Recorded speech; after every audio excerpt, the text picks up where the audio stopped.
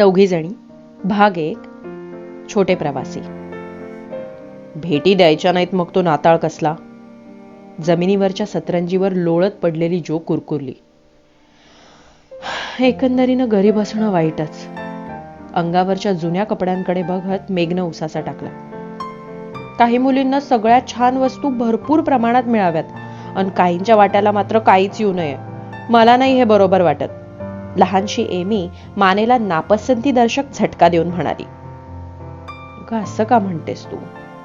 कोपऱ्यात शांतपणे बसून राहिलेली बेथ समाधानी वृत्तीने म्हणाली. आपल्याला वडील आहे, ताई आहे आणि शिवाय आपण सगळ्या जणी बहिणी आहोत ना एकमेकींना. बेथच्या या आनंदी उद्गारांसरशी शेकोटीच्या तांबूस उजेडातले ते 4 कोवळे चेहरे क्षणभर उजळले. पण दुसऱ्याच क्षणी ते पुन्हा काळवंडून गेले. कारण जो खिन्नपणे म्हणाली, सध्या तरी वडील आपल्याजवळ नसल्यामुळे आपल्याला ते नाहीत असंच म्हणायला हवं. आणि आणखीही बराच काळ त्यांचा सहवास आपल्याला मिळायचा नाही. तिच्या ओठांवर आलं होतं, कदाचित कधीच मिळायचा नाही. पण ते शब्द तिनं उच्चारले नाहीत. तरीही प्रत्येकीच्या मनात तो अशुभ विचार येऊन गेलाच. कारण त्यांचे वडील यावेळी दूर रणभूमीवर होते आणि तिथे जोरात लढाई चालू होती. या नाताळात आपण भेटी द्यायच्या नाहीत असं जे आईनं ठरवलंय ना, त्याचं कारण हा हिवाळा सगळ्यांना खूप जड जाणार आहे, मेघ म्हणाली. आणि आपली पुरुष मंडळी तिकडे युद्धभूमीवर हाल अपेष्टा सोशीत आहेत. अशा वेळी आपण चैनीत पैसे उडवणं बरं नाही असं आईचं म्हणणं आहे. आणि ते अगदी खरं आहे. आपण दुसरं काही करू शकलो नाही तरी असे छोटे वैयक्तिक त्याग आपल्याला करता येतील. पण मला नाही वाटत ते इतकं सोपं असेल. आणि तिनं आपली मान नकारार्थी हलवली. कारण तिला अनेक सुंदर वस्तू मनापासून हव्याशा वाटत होत्या आणि त्यांच्यावर पाणी सोडणं तिच्या जीवावर आलं होतं. पण आपल्या एवढ्याशा तागानं काय साधणार आहे? आपल्याजवळ एक तर $1 आहे. तेवढ्याशा रकमेनी सैनिकांना काय मदत होणार आहे? मला कोणी भेटी दिल्या नाहीत तरी चालेल, पण मी स्वतः मात्र माझा $1 खर्चून अनडाईन अँड सिंड्रोम हे पुस्तक विकत घेणारच आहे. किती दिवसांपासून हवंय ते मला, जो म्हणाली. तिला वाचनाचं अतोनात वेड होतं. मी माझे पैसे संगीतासाठी खर्च करणार, बेथ म्हणाली. आणि तिने एक उसासा टाकला, इतक्या हळू की कोपऱ्यातल्या केरसुणीशिवाय इतर कोणीही तो ऐकला नाही. मी माझ्या पैशांना फेबरच्या ड्रॉइंग पेन्सिल्स घेईन. मला खूप गरज आहे त्यांची, एमी निश्चयी स्वरात म्हणाली. आईनं आपल्या पैशांबद्दल काहीही म्हटलेलं नाहीये आपल्याला. आणि आपण सर्वच आनंदावर पाणी सोडावं असं नक्कीच तिला वाटत नसणार. म्हणून मी म्हणते, आपण आपल्याला हव्या असलेल्या वस्तू विकत घेऊ आणि तेवढीच मजा करू. आपण एरवी इतके कष्ट करतो, निदान एवढी करमणूक हवीच आपल्याला, जो म्हणाली. मला तरी करमणुकीची फार आवश्यकता आहे खास, मेघ तक्रारीच्या स्वरात म्हणाली. सगळा दिवस मी त्या द्वाड पोरट्यांना शिकवत असते. कंटाळा येतो मला अगदी. पण तुला माझ्या निम्म्यानंही त्रास होत नसेल, जो म्हणाली. तू निदान लहान मुलांना शिकवतेस. पण मला तर आंट मार्च सारख्या म्हाताऱ्या आजीबाईला पुस्तक वाचून दाखवावी लागतात. आणि ती म्हातारी एक नंबरची रागीट, चिडखोर आणि त्रासिक आहे. कितीही कष्ट करा, तिचं समाधान होत नाही. मला तर कधी कधी असा वैताग येतो ना, वाटतं सरळ खिडकीतून उडी मारावी, तर चक्क ढसाढसा रडावं. कुरकुरणं हे वाईट खरं, पण मला वाटतं की दिवसभर खरकटी भांडी स्वच्छ करणं आणि घरातला पसारा आवरून केर काढणं याच्या इतकं कंटाळवाणं काम जगात कुठलंच नाहीये. त्यानं माझा जीव अगदी विटून जातो. हात खरखरीत होतात आणि मग पियानोवर बोटही नीट चालत नाहीत, बेथ म्हणाली. आणि तिने आपल्या हातांकडे बघून मोठा उसासा टाकला आणि यावेळी मात्र तो सगळ्यांच्या कानी गेला. माझी खात्री आहे तुम्हाला कुणालाच माझ्या इतका त्रास सहन करावा लागत नाही, एमी उसळून म्हणाली. तुम्हाला काही शाळेत जाऊन त्या द्वाड मुलींच्या बरोबर शिकावं लागत नाही. शाळेतल्या मुली इतक्या दुष्ट असतात. तुमचे धडे तयार नसले तर त्या तुम्हाला हसतात, तुमच्या फाटक्या कपड्यांची कुचेष्टा करतात. तुमचे वडील दरिद्री असले तर त्या तुमच्याकडे तुच्छतेने बघतात आणि तुमच्या नकट्या नाकाकडे बघून त्या नाकं मुरडतात. एमीचं लांब लचक भाषण आणि त्यात तिने वापरलेले मोठमोठाले शब्द ऐकून सगळ्या जणी हसायला लागल्या. जो तिला म्हणाली, अगं केवढे मोठाले शब्द वापरतीयस, अर्थ तरी कळतो का तुला त्याचा? कळतो बरं का, तू नको मला एवढं हिणवूस, एमी ठासून म्हणाली. चांगले मोठे मोठे शब्द वापरून आपली भाषा सुधारावी असं आमच्या बाईंनीच आम्हाला सांगितलंय. या गाशा भांडू नका. जो, आपण पूर्वीसारखे श्रीमंत असतो ना तर किती छान झालं असतं ना. मग आपल्या सगळ्या काळजा दूर झाल्या असत्या आणि आपल्या सुखाला पारावर राहिला नसता, मेघ म्हणाली. ती सगळ्या बहिणींमध्ये थोरली आणि पूर्वीचे चांगले दिवस तिला अद्यापही आठवत होते.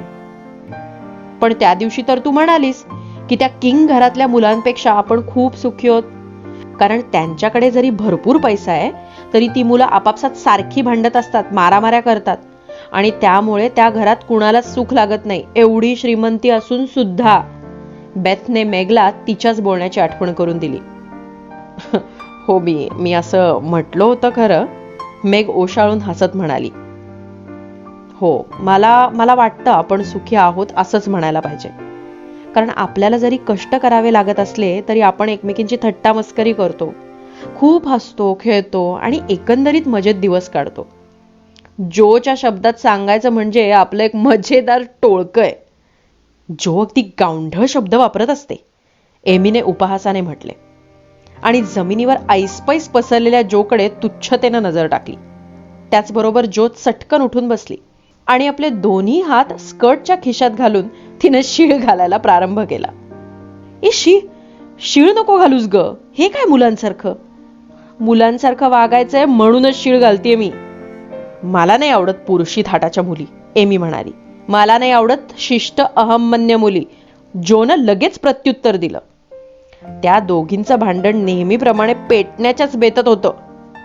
पण बेत एकदम गाऊ लागली आणि गाताना तिचा चेहरा इतका मजेदार दिसत होता की जो आणि एमी दोघीही आपापलं भांडण तात्पुरत्या विसरल्या आणि मोठमोठ्यानं हसत सुटल्या. हे बघा, तुमचं दोघींचंही थोडं थोडं चुकतंय, मेघना थोरल्या बहिणीचा अधिकार गाजवीत व्याख्यान सुरू केलं. जो, हे पुरुषी वागणं आपण आता सोडून द्यायला हवं. तू लहान होतीस तेव्हाची गोष्ट वेगळी होती, पण तू आता चांगली उंच झालीयस, केस बांधायला लागलीयस, तेव्हा आपण एक तरुण मुलगी आहोत हे ध्यानात ठेवायला नको का तू? मुळीच नाही ठेवणार, जो उसळून म्हणाली. आणि केसांचा आंबाडा बांधल्यानं जर मी लगेच मोठी होत असेल तर 20 वर्षांची होईपर्यंत मी आपली 2 वेण्याच घालत जाईल. आणि तिने एकदम आपला आंबाडा सोडला आणि त्याबरोबर किरमिजी रंगाचे तिचे गर्द केस सळसळत पाठीवर ओघळले. मला मुळी मोठं व्हायला आवडतच नाही. आपण मोठं व्हावं, लांब लांब झगे घालावे, अदबीनं बोलावं, अदबीनं चालावं, लोकांनी आपल्याला मिस मार्च म्हणून हाक मारावी, हे मला नकोच आहे. खरं म्हणजे मुलगी म्हणून मी जन्माला आले हेच माझं दुर्दैव आहे, कारण मला आवड आहे ती पुरुषी वागण्याची, खेळांची आणि उद्योगांची. बघ ना, मी जर मुलगा असते तर आता पप्पांबरोबर युद्धभूमीवर गेले असते आणि मर्दासारखे शत्रूशी 2 हात केले असते. पण मी पडले मुलगी, त्यामुळे मला हे भेकडासारखं घरात बसावं लागतंय आणि म्हाताऱ्या बायकांसारखं मफलर आणि पायमोजे विणायची पाळी माझ्यावर आलीये. बोलता बोलता जो इतकी रागावली की तिने हातातला अर्धवट विणलेला लोकरीचा पायमोजा जोरात हलवला आणि त्याबरोबर तिच्या विणकामाच्या सुया खळखळल्या आणि लोकरीचा गुंडा दूर खोलीच्या कोपऱ्यात गडगडत गेला. तू मुलगी म्हणून जन्माला आलीस आणि त्यामुळं तुझी निराशा झाली हे वाईटच आहे, पण आता त्याला काही इलाज आहे का? तेव्हा आम्ही तुला मुलासारखी जो म्हणून हाक मारतो त्यातच तू समाधान मानलं पाहिजेस आणि आम्हा बहिणींचा भाऊ होऊन तू आम्हाला सांभाळलं पाहिजेस, बेथ म्हणाली. आणि तिनं मोठ्या प्रेमानं आणि वात्सल्यानं जोला जवळ ओढून तिचं मस्तक कुरवाळलं. रोजच्या रोज भांडी घासून तिचे हात कितीही खरखरीत झाले असले तरी त्यांच्या स्पर्शातली मृदुता यत्किंचितही कमी झाली नव्हती. आणि एमी, मेघनं आपलं भाषण पुढे चालू ठेवलं, तू सुद्धा दिवसेंदिवस भारी शिष्ट होत चाललीयस. तुझं वागणं बोलणं आत्ता गमतीदार वाटतंय, पण आत्तापासून तू सांभाळलं नाहीस ना तर मोठेपणी तू भलतीच शिष्ट आणि अहंकारी बनशील. तुझ्या वागण्यातली सभ्यता आणि सफाई चांगली आहे, पण तुझ्या तोंडचे मोठमोठे पुस्तकी शब्द हे त्या जोच्या गावंढळ पुरुषी शब्दांइतकेच वाईट आहेत. जो पुरुषी आहे, एमी शिष्ट आहे, मग मी कशी आहे? थोरल्या बहिणीकडून आपले दोष जाणून घेण्याच्या इच्छेनं बेथनी उत्सुकतेनं विचारलं. तू आमची लाडकी बेथ आहेस फक्त, बाकी काही नाही, समजलं? मेघ प्रेमभरानं म्हणाली. तिचं म्हणणं कुणीही खोडून काढलं नाही, कारण बेथ खरोखरच घरात सगळ्यांची लाडकी होती. क्षणोक्षणी वाढत चाललेल्या संधी प्रकाशात त्या चौघी बहिणी विणत बसल्या होत्या. डिसेंबर महिन्यातलं हिम बाहेर मंदपणे भुरभुरत होतं आणि आत पेटवलेल्या शेकोटेत ज्वाला लवलवत होत्या. दिवाणखाना जुना पण आरामशीर होता. जमिनीवर अंथरलेला गालीचा विटून फिका पडला होता. कोच, खुर्च्या जुन्या साध्या होत्या, पण भिंतीवर मोजकी 4 सुरेख चित्र टांगलेली होती. अलमाऱ्यांमधून उत्तम पुस्तकं भरलेली होती. खिडक्यातून मांडलेल्या कुंड्यातल्या फुलझाडांवर शेवंतीची आणि गुलाबाची फुलं उमलत होती. सारं कसं घरगुती, निवांत आणि प्रसन्न होतं. मार्गरेट ही त्या चौघींमधली सगळ्यात थोरली बहीण. ती 16 वर्षांची असून गोरीपान, किंचित स्थूल पण अतिशय देखणी होती. पिंगट किरमिजी रंगाचे विपुल केस, नाजूक जीवणी आणि शुभ्र गोरे हात असं तिचं रूप होतं. आपल्या सुंदर गोंडस हातांचा तिला मोठा अभिमान होता. तिच्या खालची बहीण जो, ती 15 वर्षांची, उंच, कृश, काहीशी सावळी. लांबलचक हातापायांमुळे ती वाढीला लागलेल्या शिंगरासारखी दिसायची. तिची जेवणी निग्रही होती. नाक विनोदी वाटण्याजोगं होतं आणि तिचे निळसर करड्या रंगाचे डोळे विलक्षण तीक्ष्ण आणि प्रसंगानुसार ते कधी उग्र, कधी अंतर्मुख, तर कधी मिश्किल दिसत. तिचे केस खूप लांब आणि दाट होते, पण त्यांची तिला नेहमी अडचण वाटायची, म्हणून त्यांचा ती घट्ट आंबाडा बांधून टाकायची. मोठाले लांब हातपाय, भरून गोलसर होऊ लागलेले खांदे, कसे तरी अंगावर चढवलेले गबाळे कपडे आणि मुखावरचा गोंधळलेला भाव यामुळे जोचे वाढते वय आणि त्याबद्दल तिची नाराजी या दोन्ही गोष्टी बघणाऱ्याला लगेच जाणवत असत. तिच्याहून धाकट्या एलिझाबेथला सगळे बेथ म्हणत. ती 13 वर्षांची. रंग गोरा गुलाबी, केस मौसूद आणि डोळे चमकदार होते. बेथचा स्वभाव अतिशय भाबडा, लाजाळू आणि तिचा आवाज देखील भित्रा, लाजवट होता. तिच्या मुखावरची प्रसन्न शांतता क्वचितच विचलित होई. ती जणू आपल्या स्वतःच्याच एका सुखमय विश्वात राहत असे आणि आपल्या अगदी प्रेमाच्या माणसांपुरतीच ती त्या विश्वातून बाहेर येई. एमी सगळ्यात धाकटी होती, पण त्या कुटुंबातली ती खूप महत्वाची व्यक्ती होती, निदान तिच्या स्वतःच्या दृष्टीनं तरी. एमी ही अगदी परीकथेतली परी होती. तिचा रंग गोरा, डोळे निळे निळे आणि खांद्यापर्यंत रुळणारे केस कुरळे पिवळे सोनेरी होते. एमीचं वय जरी 12 वर्षांचं होतं, तरी तिची वागण्या बोलण्याची ढब अगदी प्रौढ स्त्रीसारखी होती. त्या चौघी बहिणींचं रंगरूप हे असं होतं. आणि त्यांचे स्वभाव ते आता कळतीलच तुम्हाला हळूहळू. घड्याळात 6चे ठोके पडले. आई घरी येण्याची वेळ झाली.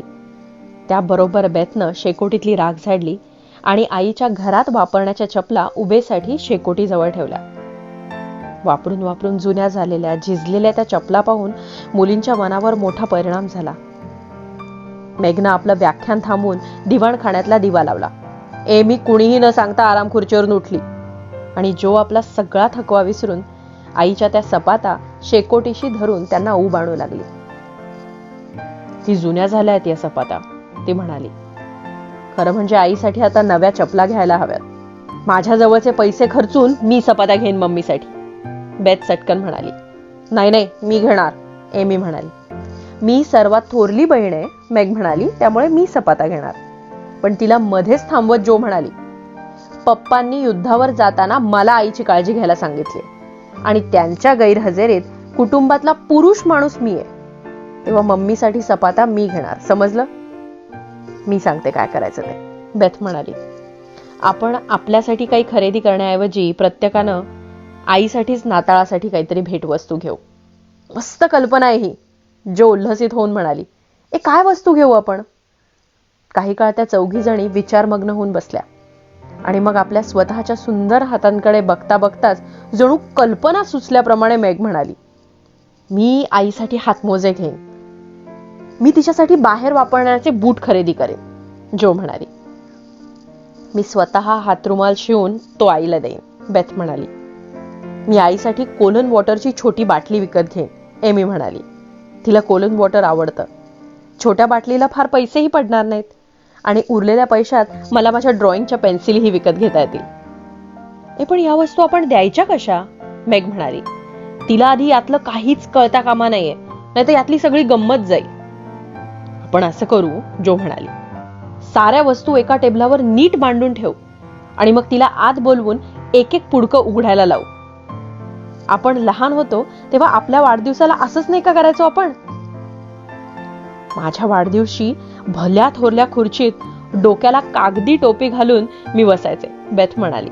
मग तुम्ही सगळ्या जणी माझ्यावर येऊन माझा मुका घेऊन मला भेटीचं पुडकं हातात देऊन बाजूला उभ्या राहायचा.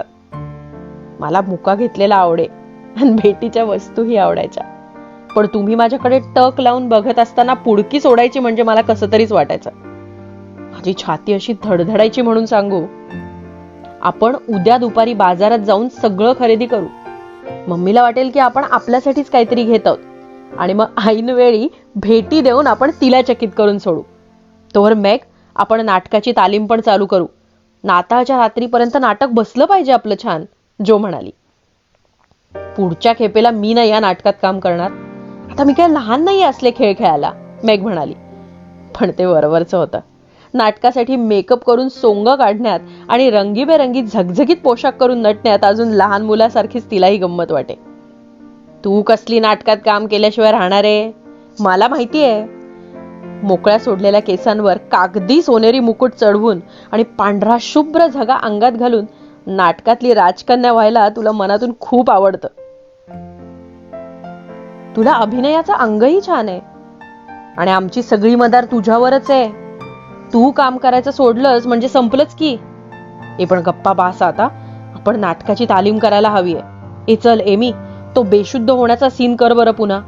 तुला अजून ते नीट बेशुद्धच होता येत नाहीये. कसं येणार? मी अजून कधी कोणाला बेशुद्ध होताना पाहिलंय का तरी?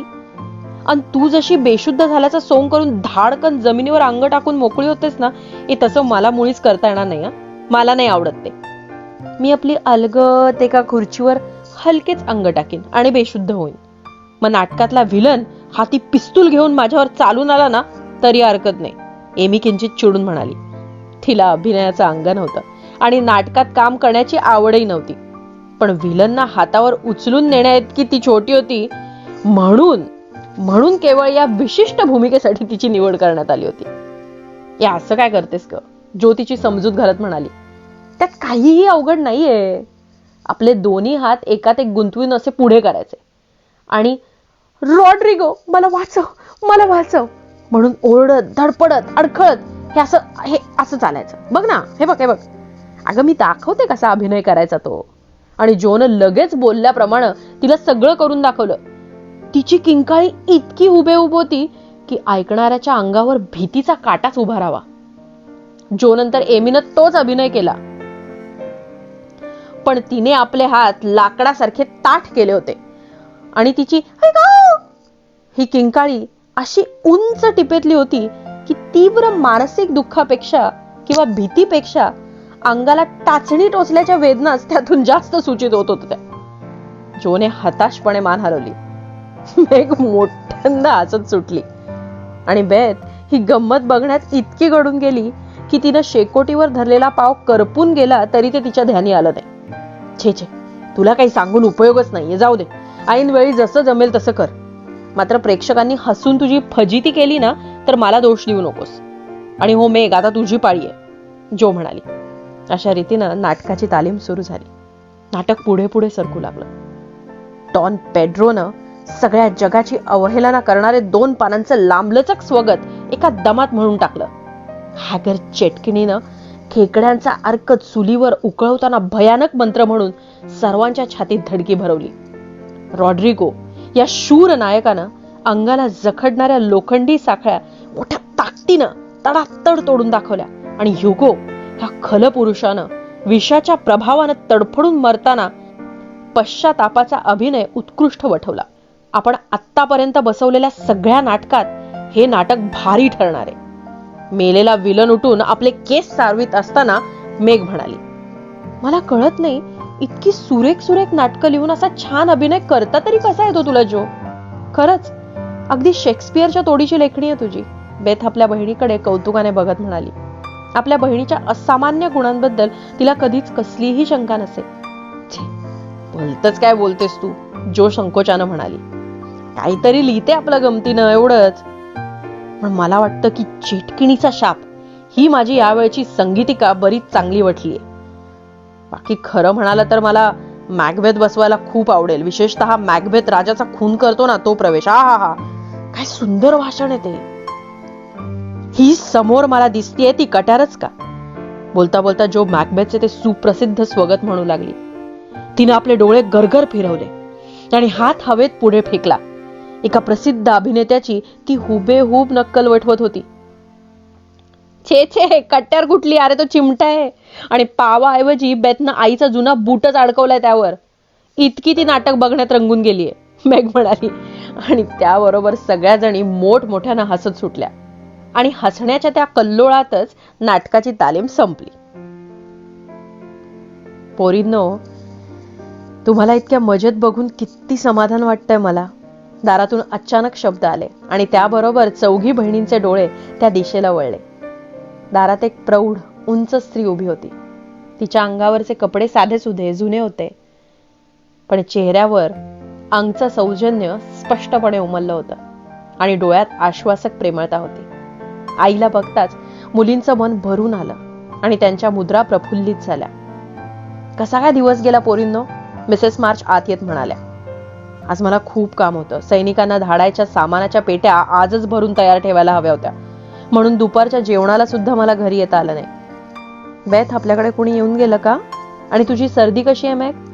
जो तू खूप थकलेली दिसतेस बेटा, ये माझ्याजवळ. आईनं एकीकडे मुलींची विचारपूस करता करता दुसरीकडे डोक्याची टोपी काढून ठेवली. अंगावरचे ओलसर झालेले कपडे उतरवले. पायातले बूट काढून ठेवून घरात वापरायच्या सपाता चढवल्या आणि आपला थकलेला देह आराम खुर्चीवर लोटून एमीला प्रेमानं हृदयाशी ओढून घेतलं. दिवसभराच्या धावपळीनंतर आणि श्रमानंतर मुलींच्या संगतीत लाभणारी ही विश्रांतीची घटका मिसेस मार्चला विलक्षण सुखकारक वाटे. मुली इकडे तिकडे धावून घर आवरू लागल्या. मेघनं टेबलावर जेवणाचं आणि चहाचं साहित्य आणून मांडलं. जोनं टेबलाभोवती खुर्च्या लावल्या. बेथ स्वयंपाकघरातून दिवाणखान्यात आणि दिवाणखान्यातून स्वयंपाकघरात खेपा घालू लागली आणि एमी आईच्या मांडीवर बसल्या बसल्या सगळ्यांना हुकूम सोडत होती. जेवणासाठी सगळ्या जणी टेबलापाशी बसल्या. मिसेस मार्च मुलींना म्हणाल्या, पोरींनो, जेवणानंतर एक गंमत दाखवायची आहे मला तुम्हाला. आईचे ते शब्द ऐकताच त्या चौघी बहिणींच्या चेहऱ्यावरून उन्हाची तिरीप जावी तसं हसू चमकलं. बेथनं बिस्किट खाली टाकून आनंदानं टाळी वाजवली आणि जो हातातला नॅपकिन हवेत उंच उडवून ओरडली, पत्र पत्र, पप्पांचं पत्र, हो ना? हो, मिसेस मार्च म्हणाल्या. पप्पांनी तुम्हाला छान लांबलचक पत्र लिहिलंय. त्यांची प्रकृती चांगली आहे आणि आपल्याला वाटतो तेवढा हा हिवाळा त्यांना जड जाणार नाहीये. त्यांनी तुम्हाला नाताळच्या खूप शुभेच्छा धाडल्यात आणि शिवाय तुम्हा मुलींना त्यांनी एक खास निरोप पाठवलाय. लवकर वाच ना ते पत्र. आणि एमी, ताटावर रेंगाळत राहू नकोस, लवकर आटप बघू जेवण. जोनं एकीकडे एमीला दटावलं आणि दुसरीकडे तिनं स्वतः हातातला पाव घाईघाईनं तोंडात कोंबून त्यावर चहाचा इतका मोठा घोट घेतला की तिला ठसका लागला. बेथ काहीच बोलली नाही, पण तिचं जेवण लगोलग संपलंच. पुढ्यातलं ताट बाजूला सारून ती आपल्या कोपऱ्यातल्या नेहमीच्या जागी जाऊन बसली आणि पुढच्या आनंददायक अनुभवाची अधीरतेनं प्रतीक्षा करत राहिली. वयामुळे सैनिक म्हणून युद्धावर जाणं शक्य नव्हतं, तर पप्पा धर्मोपदेशक म्हणून गेलेत. मला खूप अभिमान वाटतो त्यांचा, मेघ म्हणाली. मलाही काही निमित्तानं पप्पांच्या बरोबर लढाईला जाता आलं ना तर किती छान झालं असतं. बँडवाला, ढोलवाला किंवा नर्स म्हणून सुद्धा मी आनंदानं गेले असते. म्हणजे तेवढंच मला पप्पांबरोबर राहता आलं असतं आणि त्यांच्या उपयोगी पडता आलं असतं. जो उसासा टाकून म्हणाली. तंबूत झोपायचं, पुढ्यात पडेल ते खायचं, तसराळ्यातनं जेवायचं आणि टमरेलातून पाणी प्यायचं. कसे दिवस काढत असतील ना पप्पा तिकडे? एमी खिन्न होऊन पुटपुटली. मम्मी पप्पा कधी येणार आहेत ग घरी? बेथनं कापऱ्या आवाजात विचारलं. अजून बरेच महिने आहेत त्यांना तिकडे. अगदी आजारच आला तर नाईलाज होईल त्यांचा, पण एरवी जोवर तिथं राहून आपलं कर्तव्य करणं शक्य आहे तोवर ते घरी येण्याचा विचार सुद्धा करणार नाहीत. आणि आपणही त्यांना इकडे येण्याबद्दल विचारणार नाही, खरं ना? मिसेस मार्च म्हणाले. जेवणानंतर सगळ्या जणी शेकोटीजवळ गोळा झाल्या. मिसेस मार्च आपल्या आराम खुर्चीत बसल्या. बेथ त्यांच्या पायाशी बसून राहिली. मेग आणि एमी दोघी जणी खुर्चीच्या दोन्ही हातांवर ओठंगून उभ्या राहिल्या आणि जो खुर्चीच्या पाठीमागे जाऊन पाठीवर दोन्ही कोपरे टेकून ओणवी झाली. ती जागा आता मोठी सुरक्षित होती, कारण पप्पांचं पत्र जर काळजाला भिडणारा असेल तर मग तिच्या डोळ्यातलं पाणी किंवा चेहऱ्यावरची वेदना कुणाला दिसेल हे भय नव्हतं. त्या युद्धकालीन दिवसात लिहिली जाणारी बहुतेक पत्र काळजाला भिडणारीच असत. विशेषतः युद्धभूमीवर पतीनं पत्नीला धाडलेली किंवा पित्यानं आपल्या मुलाबाळांना धाडलेली पत्र तर विलक्षण हृदयस्पर्शी असत. मिस्टर मार्चने आपल्या घरी धाडलेलं हे पत्र लांबलचक आणि खूप मजेदार होतं. त्यात लढाईतल्या अडचणींचा, कष्टांचा किंवा धोक्यांचा फारसा उल्लेख केलेला नव्हता, किंवा घरच्या आठवणीनं होणाऱ्या मनाच्या तळमळीचाही कोठे मागमूस लागू दिला नव्हता. ते उल्हसित आशेनं भरलेलं असं पत्र होतं. त्यात तंबूतल्या जीवनक्रमाचे विनोदी तपशील होते. सैनिकांच्या कवायतींची मजेदार वर्णनं होती. युद्धाच्या ताज्या चुरचुरीत बातम्या होत्या. वेगवेगळ्या व्यक्तींची आणि घटनांची सुंदर शब्दचित्र रेखाटली होती. पत्राच्या शेवटच्या भागात मात्र पत्र लिहिणाऱ्याचे हृदय उचंबळून आले होते आणि आपल्या छोट्या मुलींबद्दलचं प्रेम आणि वात्सल्य, त्याप्रमाणे त्यांच्या वियोगानं मनाला लागलेली हुरहुर तिथं लपवून ठेवता आली नव्हती. पत्राच्या अखेरीस मिस्टर मार्चनी पत्नीला लिहिलं होतं, आपल्या मुलींना तू सांग की मी दिवसभर त्यांचाच विचार करतो, रात्री त्यांच्यासाठीच देवाची प्रार्थना करतो आणि त्यांच्या मायेतूनच मला सगळ्या संकटांशी झगडा करायला बळ मिळतं. आपल्या सर्वांच्या भेटीगाठी व्हायला अजून 1 वर्ष जायला हवं. हा अवधी फार दीर्घ आहे यात शंका नाही, पण या मधल्या वेळात आपल्याला भरपूर कामं करता येतील आणि प्रतीक्षेचे हे कंटाळवाणे दिवस वाया न घालवता त्याचा चांगला उपयोग करून घेता येईल. मी लिहिलेलं सारं तू मुलींना नीट समजावून सांग. माझी खात्री आहे की त्या तुझ्या आज्ञेत वागतील, आपापली कामं नीट करतील, आपले दुर्गुण जिंकण्यासाठी प्रयत्नांची पराकाष्ठा करतील आणि एकंदरीनं अशा शहाण्या आणि हुशार पोरी होतील की ज्यावेळी मी घरी परत येईल ना, त्यावेळी माझ्या लाडक्या लेकींबद्दल मला पूर्वीपेक्षाही अधिक प्रेम आणि अभिमान वाटेल. आई पत्राच्या या शेवटच्या भागाशी जेव्हा येऊन पोहोचली तेव्हा मुलींना आपले हुंदके आवरणं अशक्य झालं. जोच्या नाकाच्या शेंड्यावरून एक भला मोठा टप्पोरा आसू ओघळला, पण त्याचा तिला संकोच वाटला नाही. एमीनं आपले केस विस्कटण्याची पर्वा न करता आईच्या छातीशी डोके घुसळले आणि तिथं तोंड लपून हुंदके देत ती म्हणाली, मी खूप स्वार्थी मुलगी आहे, पण आजपासून मी चांगलं होण्याचा मनापासून प्रयत्न करेन आणि पप्पांना आवडेल ना असंच वागेल. आपण सगळ्या जणी चांगल्या व्हायचा प्रयत्न करू, मेग म्हणाली. मी माझ्या रूपाचा नको तेवढा विचार करत असते आणि मी आळशी पण आहे, पण मी हे दोन्ही दुर्गुण जिंकण्याचा प्रयत्न करेन. मी माझा पुरुषी आडदांडपणा सोडून देईन आणि आणखी कुठेतरी मी असते तर बरं झालं असतं म्हणून झुरत राहण्याऐवजी इथली माझी कामं मी समाधानानं करत राहीन, जो म्हणाली. पण त्याच वेळी तिच्या मनात आलं, स्वतःचा रागीट आणि चंचल स्वभाव जिंकण्यापेक्षा लढाईवर जाऊन तिथं शत्रूशी सामना देणं अधिक सोपं आहे. पेथ काहीच बोलली नाही, पण तिने आपले डोळे हातातल्या निळ्या पायमोजालाच घाईघाईनं पुसले आणि जे काम हातालगत असेल ते लगेच सुरू करावं म्हणून ताबडतोब ती भराभरा तो मोजा विणू लागली. त्याच क्षणी आपल्या वडिलांना आवडेल असंच सतत वागण्याचा तिनं मनोमन निर्धार केला. मिसेस मार्च क्षणभर स्तब्ध राहिल्या आणि मग आपल्या नेहमीच्या आनंदी आणि उत्साही स्वरात त्या म्हणाल्या, मुलींनो, तुम्ही लहान होतात तेव्हा एक खेळ तुम्ही नेहमी मोठ्या आवडीनं खेळायचात. आठवतोय का तो खेळ तुम्हाला? त्या एका गोष्टीतल्या ख्रिस्ती प्रवासाप्रमाणे तुम्ही सगळ्या प्रवासाला निघायचात. तळघरामधून तुमचा तो प्रवास सुरू व्हायचा आणि घराच्या गच्चीवर तो संपायचा. मी तुमच्या पाठीशी छोटी छोटी बोचकी बांधून द्यायचे आणि मग तुम्ही प्रवासाला निघायचात. वाटेत अनेक ठिकाणी अनेक अडथळे असायचे, संकटे यायची, पण त्या सगळ्यांमधून वाट काढून शेवटी तुम्ही घराच्या गच्चीवर जाऊन पोहोचायचात. तिथं तुमच्यासाठी दूध आणि केक ठेवलेला असायचा आणि साऱ्या सुंदर आवडणाऱ्या वस्तूंचं तिथे संमेलन भरलेलं असायचं.